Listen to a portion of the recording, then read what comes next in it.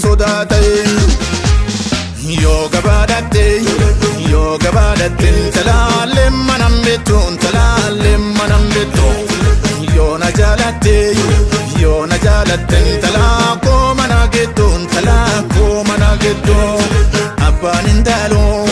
Abanindalon Talado banaolan Talado banaola Ogun siyadon Tala alala goran Tala alala goran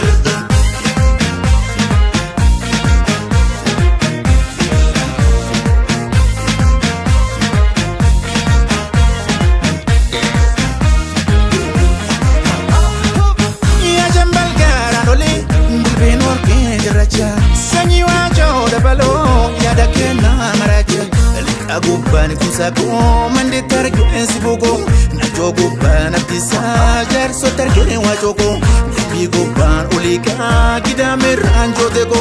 gote gannas dachi ayo gote jaba gote nargi kota na jaw marsite ngobetina gashite magale haro bro qalbi ya mojiti mukadam bi gumbo dollo ko tole abe Sajirta diga ko horte tun saasiyade arba gudda sanayu mitindandi arsiise hailelen jifita leline zimbarsiise korre kon kolole nyara gatis kolole kon sumafan ala datis korre kon sokorru balle nadata kolole kon siade gaba kambata korre kon siame kotta katano Konole ko wal male gargarin badu Korre ko kamale ya kananetu Konole ko simale motorin katu Korre ko ijolen kango da Kenya Konole ko jipami jala la beno Oma obe Om om om Oma obe Om om om Oma obe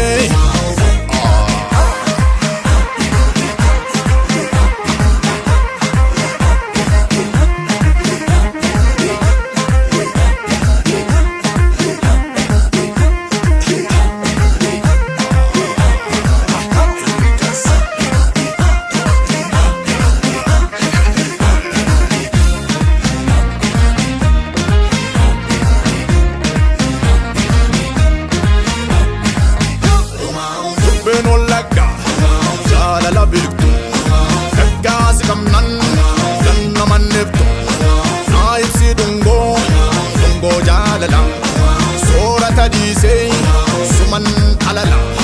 simbo intala, ottume kombe, sirra baredai, sabba konkombe, lo conmigo be, nagaraftari, lo sitti boye, nafteruftari. Stare, o senti ho o te ruftare, jo all'alto, ga ora, vorrare si